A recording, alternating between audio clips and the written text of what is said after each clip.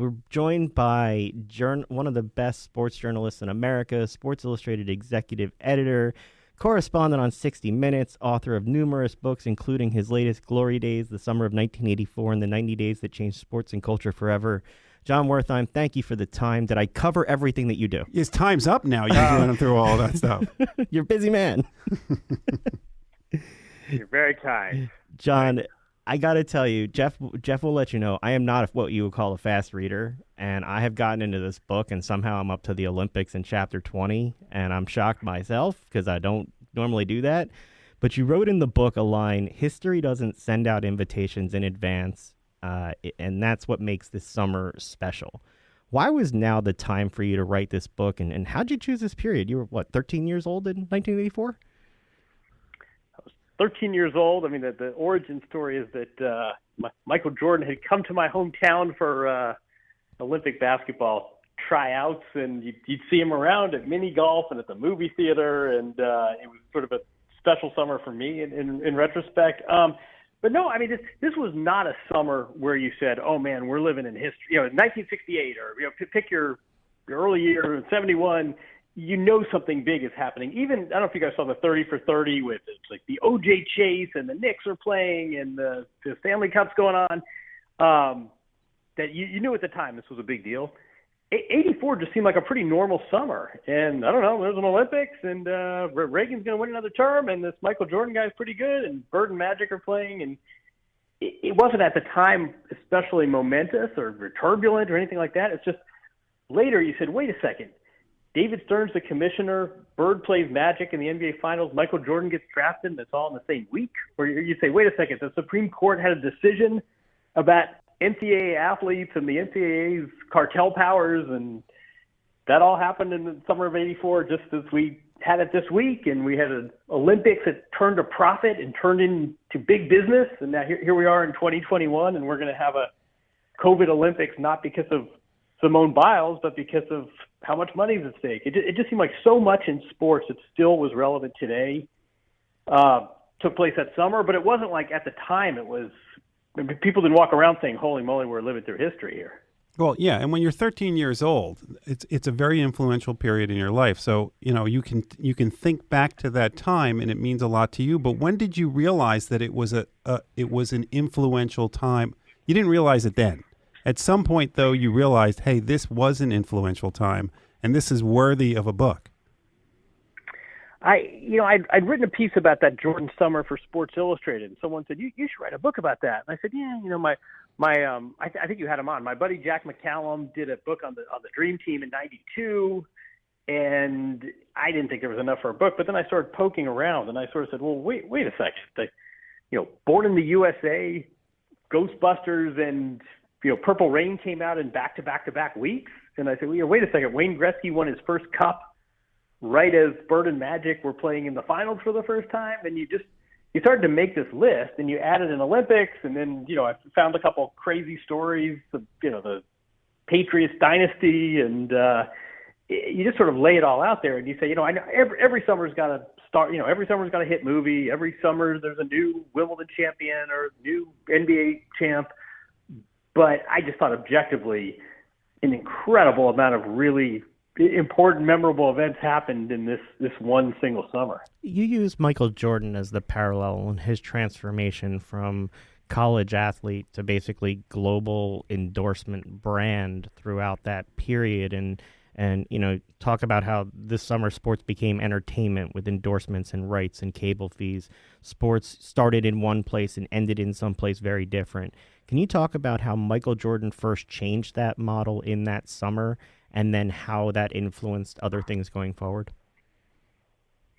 Yeah, part of it's just, Michael Jordan, I remembered when he came to my town, he had given up his senior year at UNC. So he wasn't a college player anymore, but he hadn't been drafted. He was kind of in this no man's land, and he was, he'd wear sandals and bop around town. And by the end of the summer, he's, in a limo in Chicago with a gold medal around his neck. But I think one thing I really came away with a new respect for Jordan, because I think we all sort of say the same thing, which is amazing athlete, incredible basketball player. we never really knew what he stood for. He's very private now. He's kind of thoroughly uncompetitive, and even The Last Dance, wasn't necessarily a love letter to Michael Jordan. I give him a lot of credit for really changing sort of the balance of powers with athletes. And he basically said, I don't want to just get a shoe contract and get a bunch of free shoes and pose for a poster, and maybe you pay me a few bucks and maybe you don't. I want some equity. I want to be part of the upside. I want some of the profit. I want the shoe to have my name on it. Even with the Chicago Bulls, he said, look, I'm going to bring in fans. I want a bonus in my contract when the attendance goes up. And he said to his agent, look, I don't need to endorse basketballs. I want to endorse, cars and underwear and mustard. And you sort of look back at the endorsement landscape for athletes. You look at how much of athletes' income came from their teams and their prize money and their contracts as opposed to endorsements. And Jordan really is the guy who flipped that model. He's not the only one. Jack Nicklaus did it too. But in a team sports setting, Michael Jordan did more to enrich athletes, I would say, than anyone else, and really changed the model. And everything from the signature shoe to, instead of getting paid, he wanted a stake in some companies. I mean, that's what Kevin Durant, and that's something that's stuck around. And I think we think of Michael Jordan as kind of a great athlete, but sort of a bland figure that we never really knew what he stood for. He wasn't political, he wasn't social, he wasn't Charles Barkley, he wasn't Muhammad Ali. But I think Michael Jordan probably should get more credit than he does for changing the power dynamic in sports. As much as Michael Jordan gets that credit and deserves that credit and probably deserves more, you write about Peter Ueberroth and the credit that he should get with regard to the 1984 Olympics. What was it about the Olympics that piqued your interest as far as how they changed the dynamic of endorsements for the Olympics? I didn't realize sort of the extent to which the Olympics were really in trouble. And you had, you had terrorism in '72. You had these huge cost overruns in '76. You had a boycott. L.A., when they got the '84 Olympics, there were a couple of things. First of all, they didn't really have to beat out anyone because the only other city that even put in a bid was Tehran, who then had an insurrection and had to withdraw their bid. So L.A. basically got these games by default. And then Los Angeles, not unreasonably, said, we'll host these Olympics, guys, but we're not going to raise taxes. We're not going to go into debt here. You got to use the existing facilities. And Peter Ueberroth is the guy who basically said, fine, and I'm going to run this like a business. And part of that meant cutting costs, and part of that also meant, and this is like the Reagan 80s. This is squarely in the middle of sort of, Reagan deregulation, free market. Peter Ueberroth said, look, you want to be an Olympic sponsor, you're going to bid. And if you want to be a network that broadcasts the Olympics, you're going to bid. And we're going to do this competitively, and we're not going to be embarrassed about being capitalistic about this. And I think I wrote in the book, the Lake Placid Games had about $10 million in sponsorship.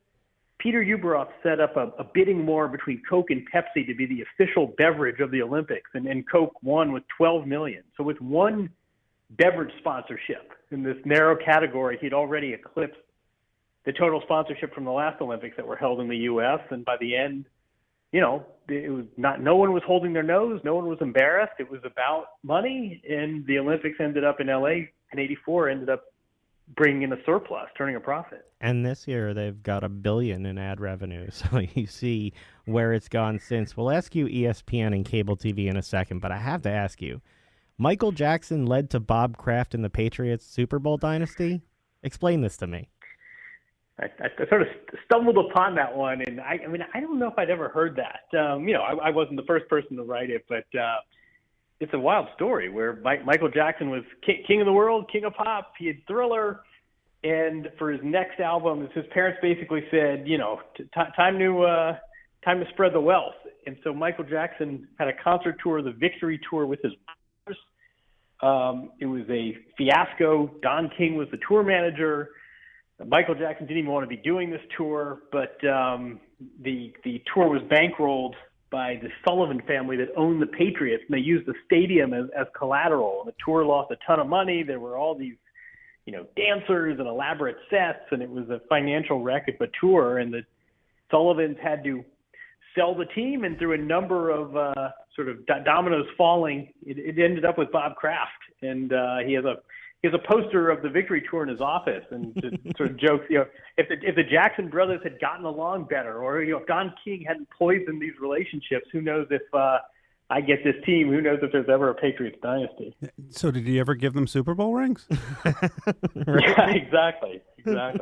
So the other thing is for those of us with kids, and both of us here have kids, is they can't picture a world without like ESPN and sports news. What was it about 1984 that brought about the rise of ESPN? ESPN was about 5 years old in '84, but it had been bleeding money. And, like any startup, it's to some extent to be expected. But part of the problem was that ESPN paid all these cable systems to get on their range of channels. And around '84, ESPN says, wait a second, people love us. People want ESPN. No one's going to get cable if the package doesn't have ESPN.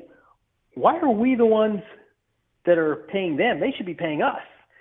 And there was sort of a showdown, and the cable systems blinked, and suddenly ESPN started getting a few pennies from every household.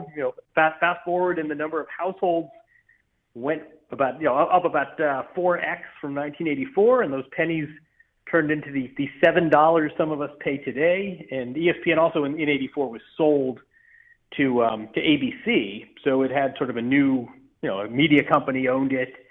And starting in about '84, ESPN isn't losing money; it's making money and then minting money, and then suddenly it's buying, it's spending that on rights fees, and it's buying Monday Night Football. And because of these media rights, the franchises are worth more money and the players make more money in salary. And I think, I didn't quite put it all together going in, but by midway through the reporting, it becomes pretty clear that cable is a huge part of the sports story of the last, 3-4 decades. Jeff would kill me if I just ask about World Wrestling Federation, but I'm going to ask you about the cultural impact of the movie, music, sports combination, from Karate Kid with MMA to WWF partnering with MTV with their rock and wrestling. Tell me about the sports and the crossover between movie and music. Exactly. Yes, some of it is more of this sort of cable landscape, right? And MTV is putting on these music videos, but they want to expand. And WWE sees this cable. Vince McMahon was very early to see the cable wave coming, but said, "Hey, listen, we need to cross over." So you have this crazy event in 1984, a wrestling event with Cyndi Lauper, but also with Hulk Hogan and Lou Albano. It airs in Madison Square Garden right before the Summer Olympics in '84. And against all odds, it's this huge crossover hit, leads to what's become WrestleMania, and was a huge kind of seminal moment in the it was then WWF, but now the WWE's rise. And Karate Kid was the summer of '84, and it's kind of totally different, where Karate Kid is just one of these entertainment it just hit, and there was nothing.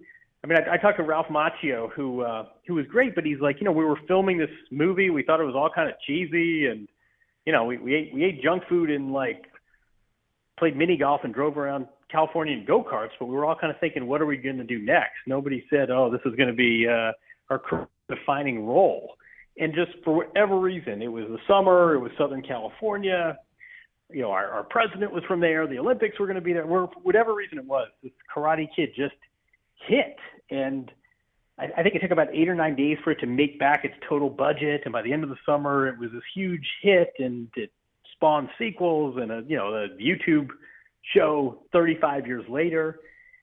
And again, it's kind of this what we were talking about before, where sometimes you just know you're living history, sometimes something is just a Hamilton, or you have these cultural phenomena, and other times you can't really explain it. It's just timing and vibe and mood and catch some lucky breaks, and the Karate Kid was an example of that. All right, John, we got 1 minute left, but we got to ask you. Every writer has a part of their book that they love the most. What was the part that you enjoyed writing about most?